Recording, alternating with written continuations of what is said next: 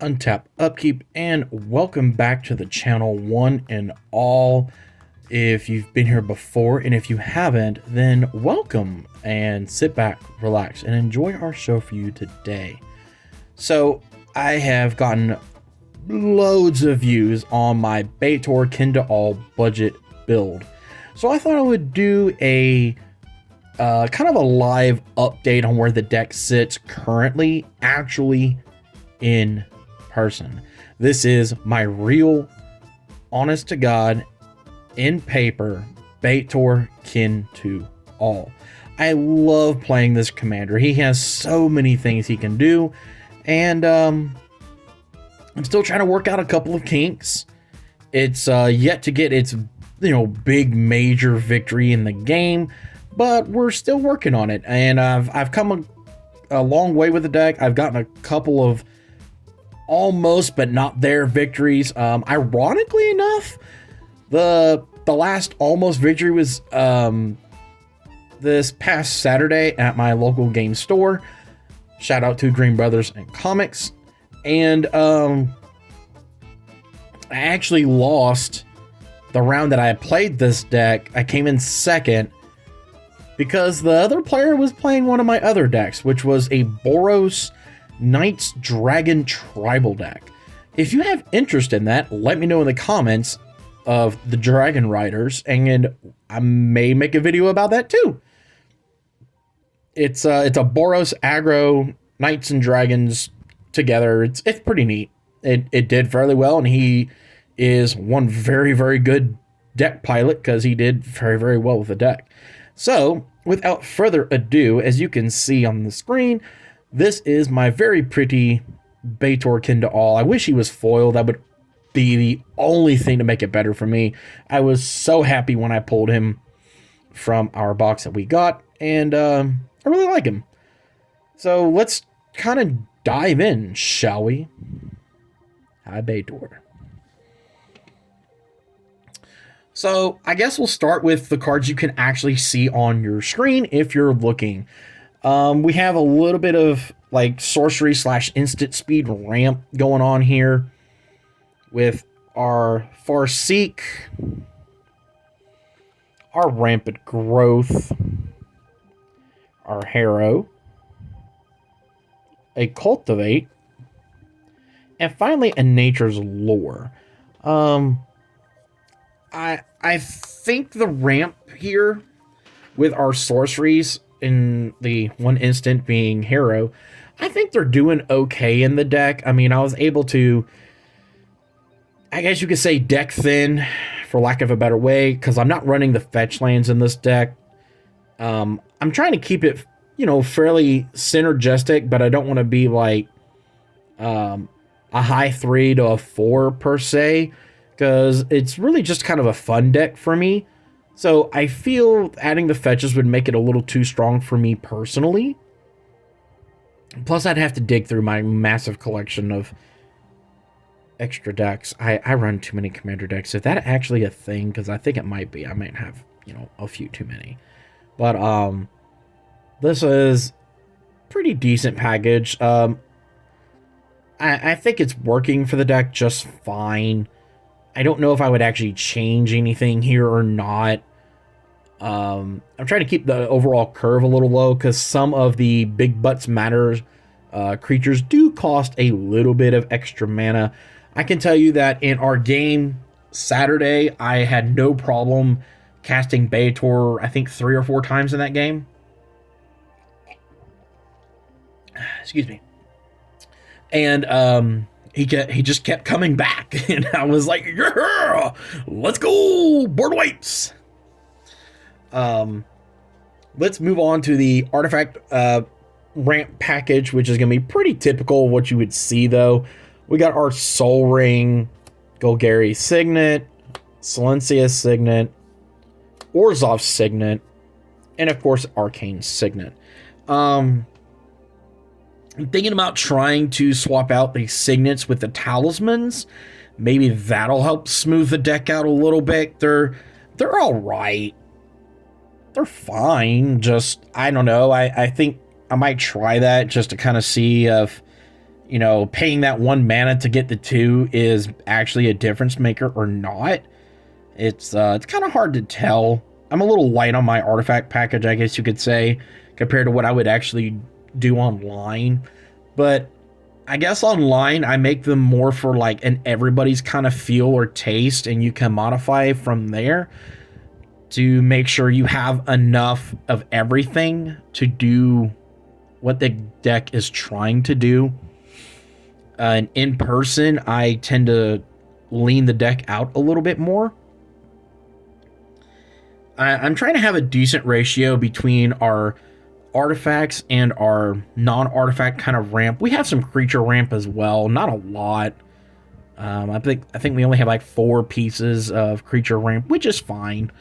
The mana is there. The deck gets mana. It's trying to execute what I'm trying to do. I don't know if I need like another board wipe or another piece of like instant speed protection, like a heroic intervention or something.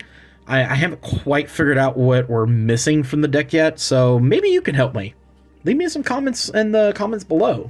What are some things you would do? This is a no budget. Don't knock over my camera. This is a no budget build. This is my personal build. I don't have a budget per se. It's just kind of what I have in my collection. And I really do enjoy Betor. Fix our camera here since I decided to whack it. And yes, that is Natsu Dragneel of none other than the anime Fairy Tail. Big Fairy Tail fan. It's even autographed by some of the voice actors. And I might show you that at the end of the video just for the giggles. Let's move on to like our interaction package. So our big piece of protection is the Flare of Fortitude. So we can sacrifice a non-token white creature rather than pay its mana cost. So if we happen to get tapped out, we can still play this. And then until end of turn, your life total can't change. Permanents you control gain hexproof and indestructible. Yes, I know the sleeves are dirty. They're kind of old. I probably need to buy some new sleeves for Betor here since I'm growing quite fond of them. Excuse the dirty sleeves. But they're dragon shield, so they last a while. Next up, we have Putrefy to destroy an artifact or enchantment. It can't be regenerated. I really like spells like this that are able to hit multiple targets. So that way, I'm not sitting here with a dead spell going, man, I wish I could blow up that creature, or I wish I could blow up that artifact. This allows me to give options, and I like having options in my decks. Same thing with Terror Sunder. We can exile an artifact or enchantment if we just play it normally. Or if we kick it, we can exile a non-land permanent. I love the exile capability of this card, and it sees standard play, so I mean it's a good card. I mean, good card, good, right? Good card is good.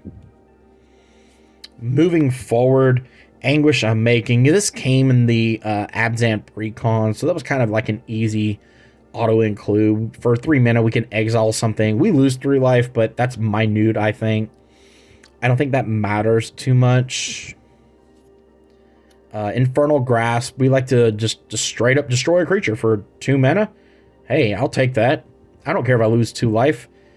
It might matter in the end, but for right now, I don't really care. We're gonna get rid of that problem and be done with it. Next up, we have none other than the Swiftest of the Boots. Kind of pretty self-explanatory. It comes in a precon. This is Mortify. So this will allow me to blow up a creature or an enchantment at instant speed. If you haven't seen one, full art like this was a old printing back in 2007. Gives you an idea how long I've been playing. Been playing since before that, obviously. But I got this off of I want to say Card Kingdom, not a sponsor. And I got it back when it was, pretty cheap, a couple of dollars or something like that. I don't know how much it is now. Feel free to look it up and tell me, but it's just nice to have something like this. I'm a dragon. I like my shiny toys. Of course, I wish it was foil, but hey, I'm not going to complain.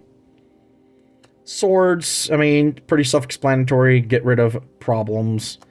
Assassin's Trophy, we're just going to destroy a permanent. I mean, they can go find a basic land, but instant speed, be able to blow up something is never a bad thing to have. And Abrupt Decay, it can hit the same kind of targets, but they have to be mana value 3 or less.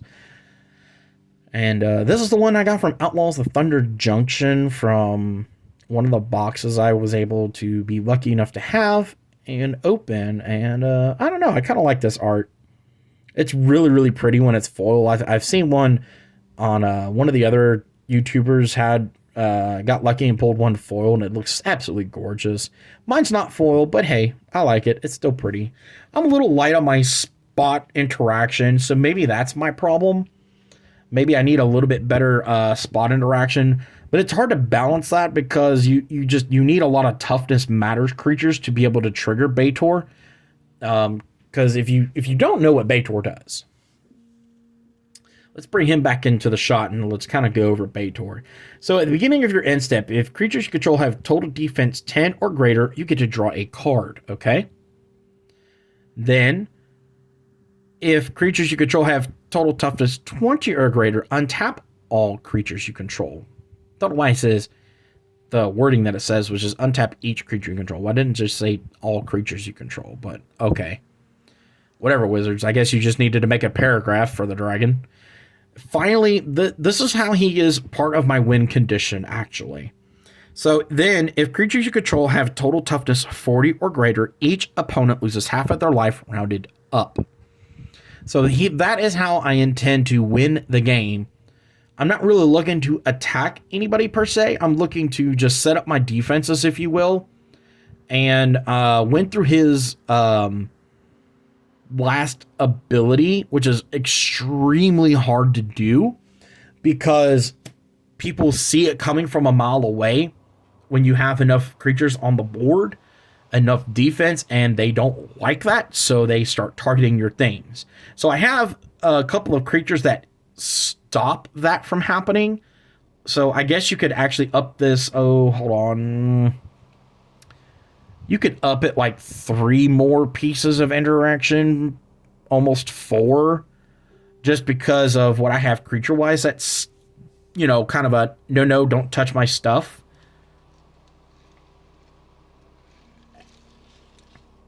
And maybe that kind of makes up for it a little bit. I really kind of think I might need to add like heroic intervention or something like that. Maybe the gift from Bloomborough may not be bad. I don't know. I haven't quite figured out.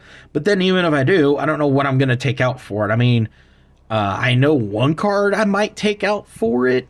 I don't know. It's a hard thing to kind of put together,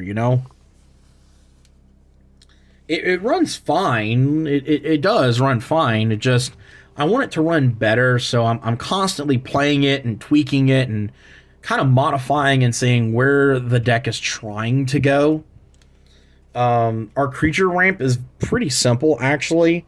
We have the Arboreal Grazer. When it enters, we can put another land into play. This guy came in the precon. This is Arbor Adherent. So we can tap to add a mana of any one color, or add X mana of any one color, where X is the greatest toughness among other creatures you control. It doesn't count himself. So like you would need like a Arboreal Grazer, for instance, on the battlefield, and then this guy, you would at least be able to tap him to make 3 mana. So it has its potential. I wish he was 3 mana instead of 4, but I mean, I guess that might make it a little too strong. Faber Elder, I mean, this one also came in the precon for the Abzan defense deck, and I don't know. I like him a lot. He really can jump the ramp train. Ironically enough, in my area, people kind of kill him kind of quick, and it's kind of funny. It's like, guys, it's just a tree folk. What are you doing? You're working for Saruman. You're terrible. Finally, we have the Sylvan Caryatid, also from the precon. I like this a lot because not only does it have hexproof and can make us a mana, but for 2 mana, we get a 0/3. It's a pretty good rate for Betor. I think it's a decent creature to have. Our creature package, as you can see, sorry about that, is pretty light. I mean, 4 things that help out on our ramp. I think it's all right. Like I said, I'm thinking our ramp package is not my problem. It's being able to keep everything and or bring it all back to be able to execute the final blow, if you will, of what I'm trying to execute over here. Let's look at the card draw. So we have Philithar from the actual precon. He does a lot in the deck. There's not that many defenders, but the fact that he is like having another Doran and he can draw cards makes him pretty handy in the deck. I really love using this. Last March at the Ents, I haven't got to go and explode in a actual game. Goldfishing I've been able to ramp fast enough in a goldfish kind of game. And even like basically board wiping myself and like, oh, you know, maybe somebody board wiped by now. And, you know, maybe I got to start with Betor out. Even just Betor drawing me 7 cards with this is just so good. It's really, really high in the mana cost. I can't really bring myself to take it out. I mean, it's just so funny. Wall of Omens, ETB, draw a card. The Orator of Ojutai, ETB, draw a card as long as I control or reveal a dragon. Guess what? Commander's a dragon, so we got that covered. Takasha's Welcome. Whenever one or more creatures with mana value 3 or less enter, we get to draw a card. It only triggers once each turn, so that is kind of a downside, but it's not that bad of a downside, and it's absolutely pretty in foil, just so you know. This is another promo, if you will, kind of like my Mortify. I got this a long time ago when it was still pretty cheap. I don't know if it's cheap anymore with the release of Betor. But this is the Abzan Beastmaster. So for 3 mana, we get a 2/1, so it's not that impressive. But at the beginning of your upkeep, draw a card if you control a creature with the greatest toughness or tied with the greatest toughness. Newsflash, we should win that more often than not. We should win that. No deck is really gonna beat us in that 9 out of 10 times. Next up is Welcoming Vampire.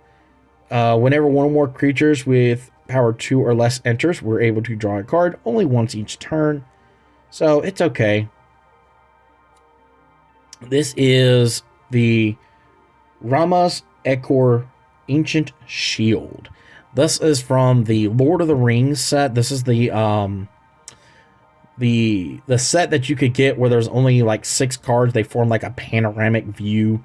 It was pretty pricey, honestly. In my area, it was like $20 or $30. And you got 3 booster packs with it too. So I mean, that kind of helps. You could have got like a One Ring or a Bowmasters. You know, that would have made it like just a kiss on the cherry. But they had cards like this. This is seeing a lot of play, not only in Betor now that he's been printed, but people are also using it in the first wall dragon, which was Arcades. So it does have its uses. It's gone up a lot in price thanks to Betor. People are really going bananas with it. But it's a 4-mana legendary artifact that says whenever you cast your second spell each turn, draw a card. Then create an 0/3 wall creature token with Defender. So we like the fact that it makes us a body just for doing a little bit extra each turn. As long as we can double spell, we're able to make a body and even replace it. We're able to cantrip. Finally, at the beginning of combat on your turn, creatures you control with Defender gain Exalted until end of turn. If you don't know what Exalted means, it's very simple. Whenever a creature you control attacks alone, it gets a +1/+1 until end of turn for each instance of Exalted among permanents you control.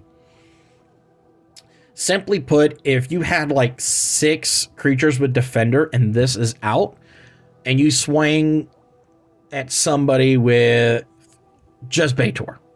So you swing at them. Swing, swang, bang, boom, bonk. Betor would get a +6/+6 if he's the only creature you attacked with that turn. And that would make him an 11/13. I mean, that's quite the bonk, if you ask me. I haven't actually gotten to do that part of it per se, but I have gotten to trigger the first half of the card a lot, and it's pretty nice. I see its uses, and I like it in the deck. The fucking green shell. God, this thing sounds like you're cussing all of a sudden in Magic. Go figure. It has reach, so that's a nice little thing. It has like secret reach, if you will. It's a 4/6 for 5 mana. And then it says, as long as you control 10 or more lands, creatures you control get a +2/+2. Kinda hope I don't ever have to trigger that, because a lot of the board wipes for this deck are like, if it has like, 3 or bigger, it goes bye-bye.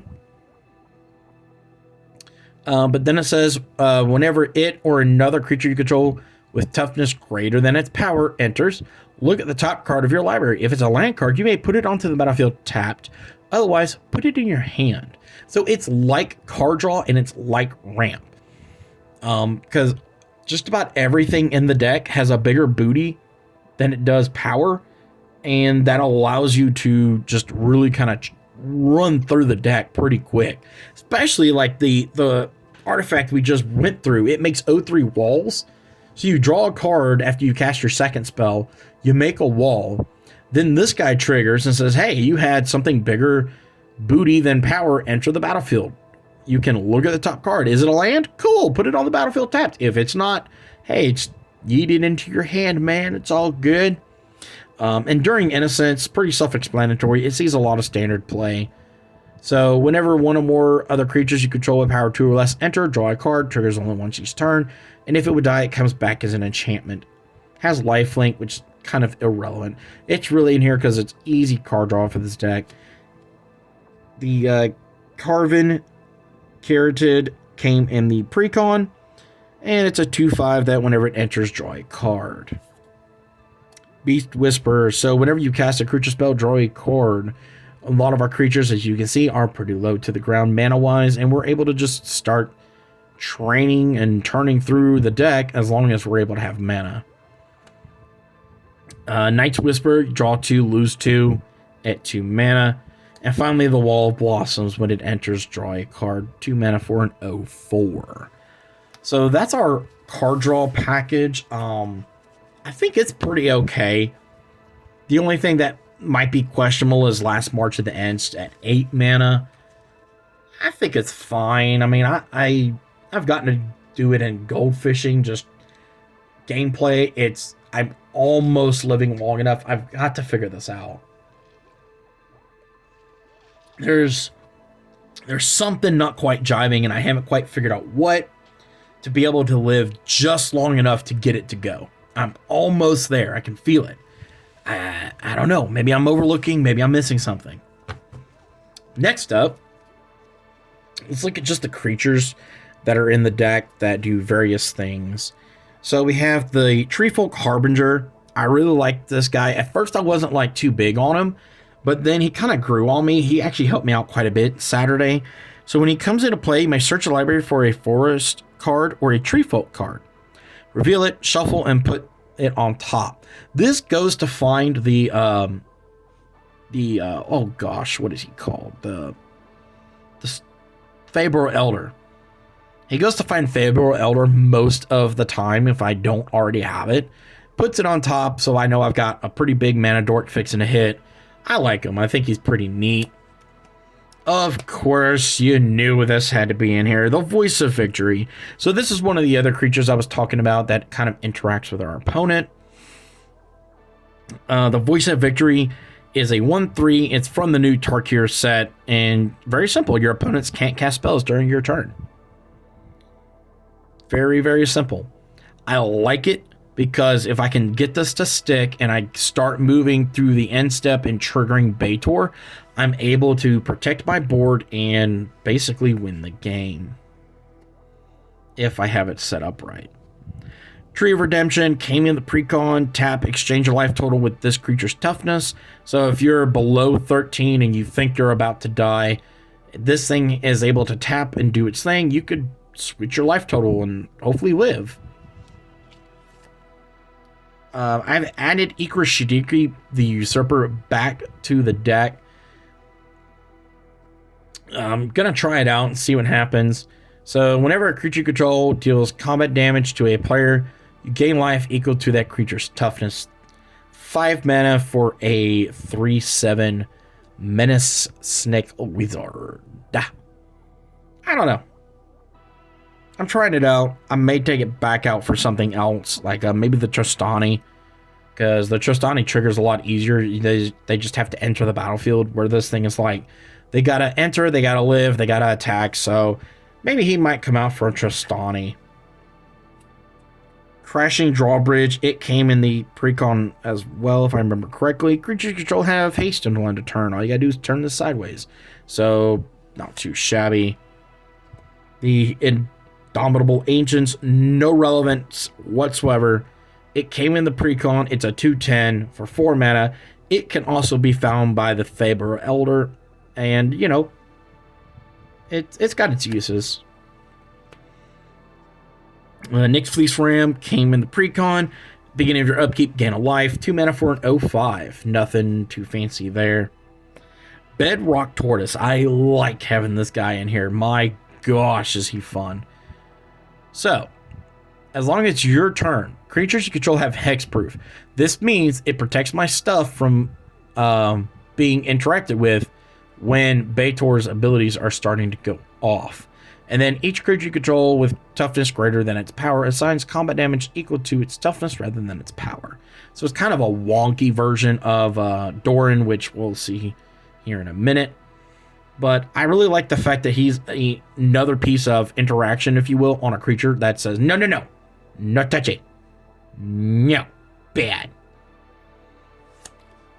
The Necrobloom, I just added this to the deck. I haven't got a chance to get it out and see what it actually can do.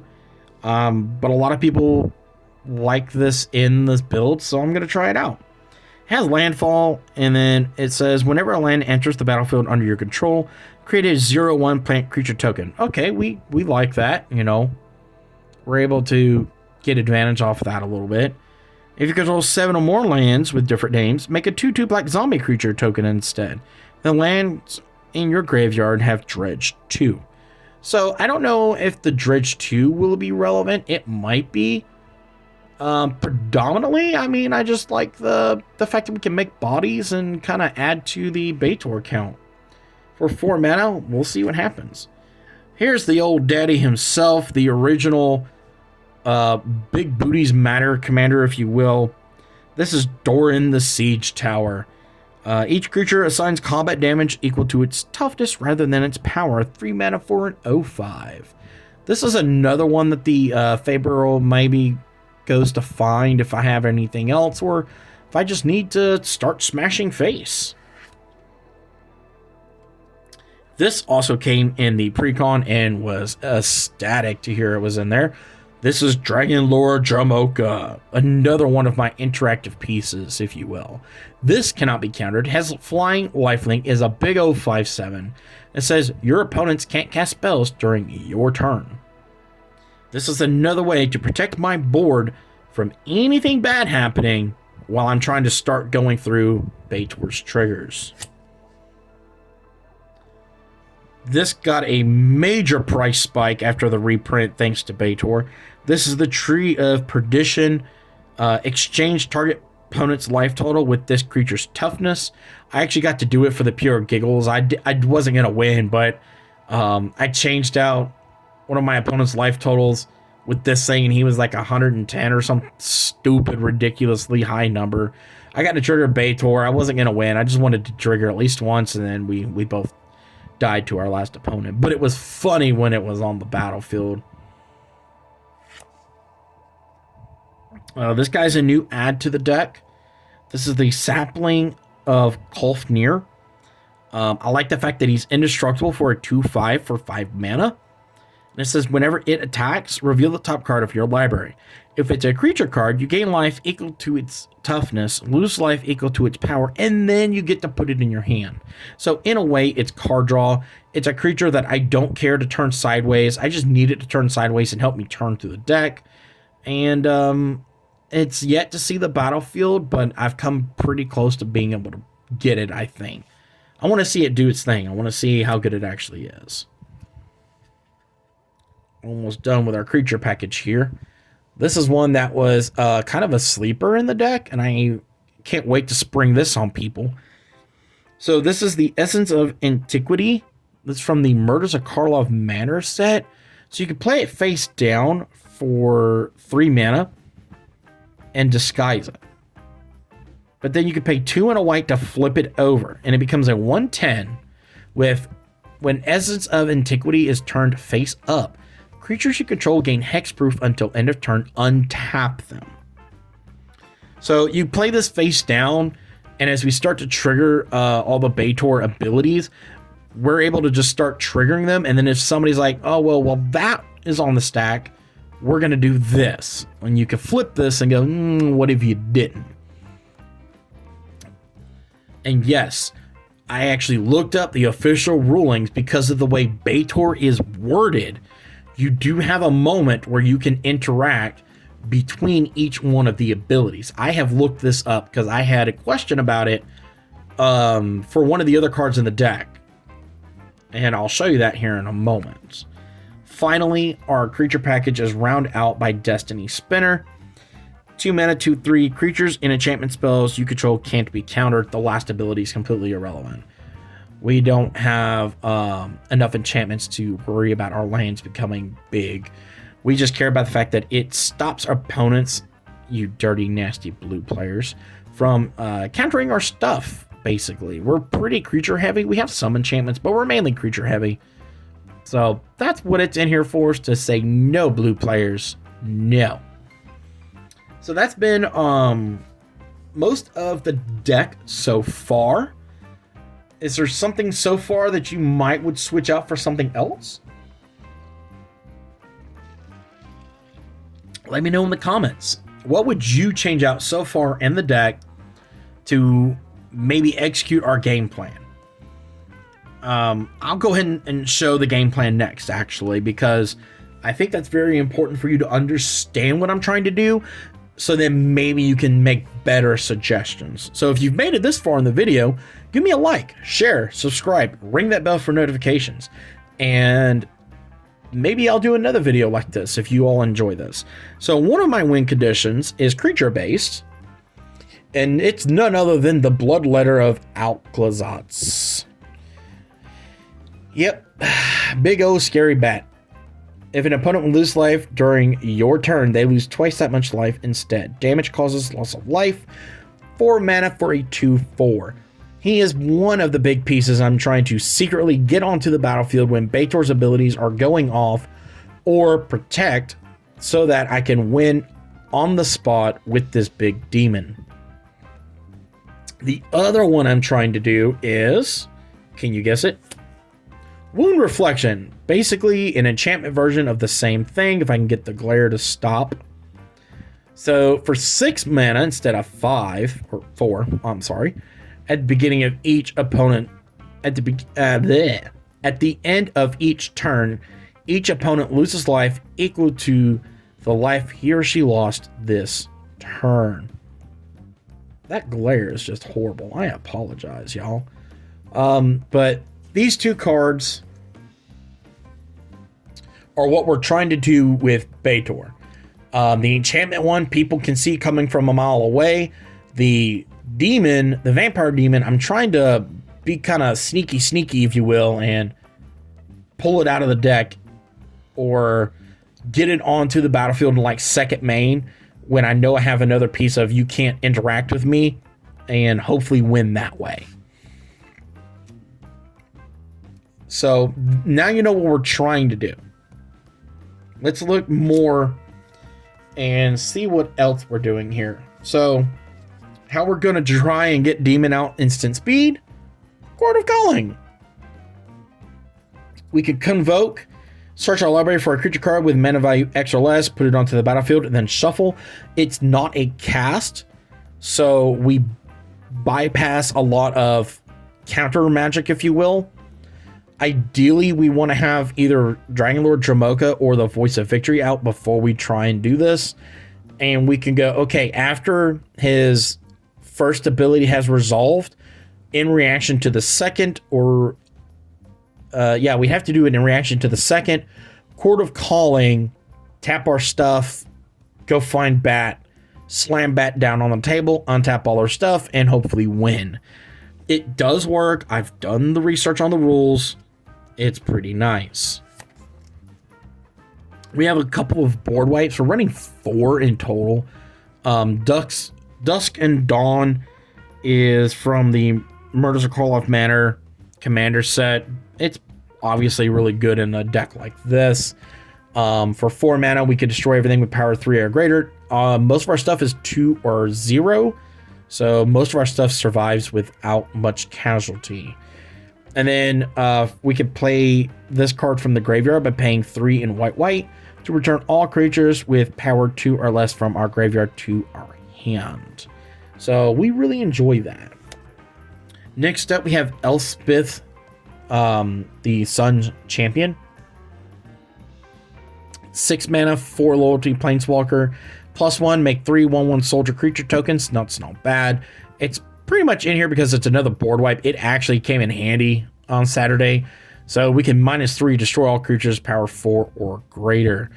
If for some reason I don't need to worry about that, I just need to develop my board. I can keep plussing until I hit the 7, where I can -7, get an emblem with creatures you control, get a +2/+2, and have the flying. So that's always nice. Next up, we are running Fell the Mighty. Pretty self-explanatory. Destroy all creatures with power greater than target creature's power. So if anything is bigger than this thing, everything is going to die. Our last board wipe came in the pre-con, but I got lucky and pulled a beautiful promo version from the buy-a-box I was able to get. This is Expel the Interlopers. So for 5 mana, choose a number between 0 and 10. Destroy all creatures with power greater than or equal to the chosen number. This was kind of funny. I needed to do a major board wipe, so I chose 0 and just wiped everything after an attack. I was like, no. Nobody has anything. I feel like I might need one more board wipe, and I'm thinking of swapping one card out, which I'm going to show you here in just a moment, for Living Death, actually. I think Living Death would be really, really good in here. So I'm considering swapping it out, even though this is a really, really good card that I'm looking about taking out. The card I'm looking to take out is Jaws of Defeat. I really don't want to take it out because it works so good. Just from the pre-con, it says whenever a creature you control enters, target opponent loses life equal to the difference between the creature's power and its toughness. So it's really, really good. I don't know, maybe the mass reanimation board wipe, if you will, would be better. I haven't decided on this. I might try it just to see how it runs, and maybe I'll let y'all know if you leave me some comments on wanting an update if I made that swap and how did it go. We also are running, obviously, the Nethroi Apex of Death. Has Death Touch lifelink. We don't really care. It's a 5/5. Don't really care. We care about the mutate because whenever this creature mutates, return any number of target creatures with total power 10 or less from your graveyard to the battlefield. Newsflash, most of it's 0 or less, or even 2 or less that we actually care about. So this gets back a big chunk of our board. Maybe this needs to be swapped out for something else. I don't know. It is 7 mana to do a mass reanimation like that. But I mean, at that point, why aren't we just going for like a Rise of the Dead or something like that? I don't know. Would you keep this in or would you swap it out? Let me know in the comments below. Finally, this actually came in the Abzan Precon, and I think it's really, really neat. Reunion of the House for 7 mana. Return any number of target creature cards at a total power 10 or less from your graveyard to the battlefield, and then you exile this card. So that is what we're looking at for the new Betor build I have. My actual in-person build. I love playing the deck. It's not the most like grindy, interactive kind of build, but it's really, really nice. I really enjoy playing it. I'm just trying to figure out what I can do to help it get that victory. It's so close, y'all. Do you think I need to take out Jaws of Defeat for the Living Death, or do I take out Nethroi for the Living Death? Either option is not bad. I just feel like maybe another board wipe would be handy as well. I was thinking of putting in a Toxic Deluge in place of one of those cards, and then maybe swapping the other one out for Living Death. Living Death is a cheaper way to mass reanimate.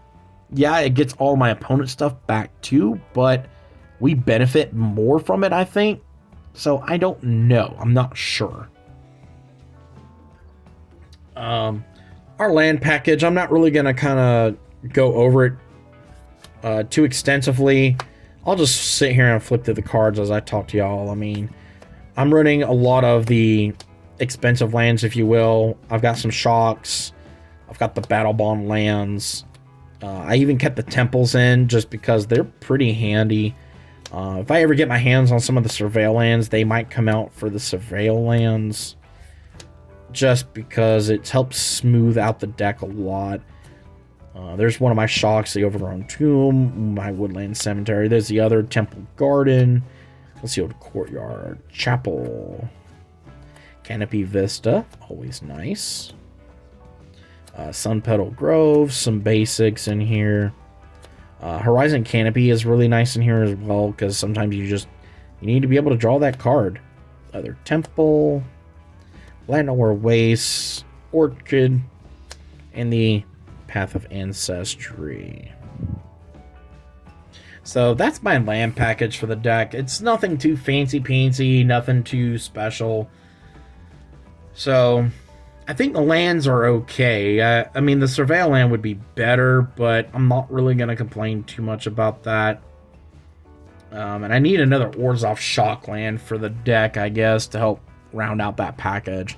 But let me know what you think in the comments below. You know, do you think my ideas are okay for the deck? Do you think there's something better I can do for it to help finally push it over the edge? It is a very big challenge, and there's obviously no doubt the other Betor, the one from the pre-con, is by far more powerful. This one's more fun for me. It's more of a challenge. Anybody can build the other Betor to be an Abzan Reanimator, which we already have with Teneb the Harvester. Just, this is like easy mode with this new Betor. So I wanted to do Kin to All and see what I could do. But this has been my no-budget, real live Betor Kin to All deck. What do you think? Do you like Betor? Do you think he's an awesome deck? I think he's awesome. I just need to figure out a way to get him to get that victory, because my group in my area is pretty rough. They don't pull punches. They're pretty rough. Some of them will dumpster you pretty quick. Some of them not, but some of them will. One last thing before I kind of show you the game mat. This is something I wanted to show off. This is a neat little binder my mother-in-law found on Temu, I think it is. I'll have to ask her. I like this style. This is absolutely beautiful. The quality on it is amazing. I don't really know who makes this or where it came from. If you do, let me know. This is absolutely gorgeous. I love it. If you would like to know as well, comment, I want the binder, and I'll see if my mother-in-law will share with me where she got it. Last but not least, I promised you I would show you the autographs that we have on our mat here. We have Master Mavis. Over here we have the voice actress for Evergreen.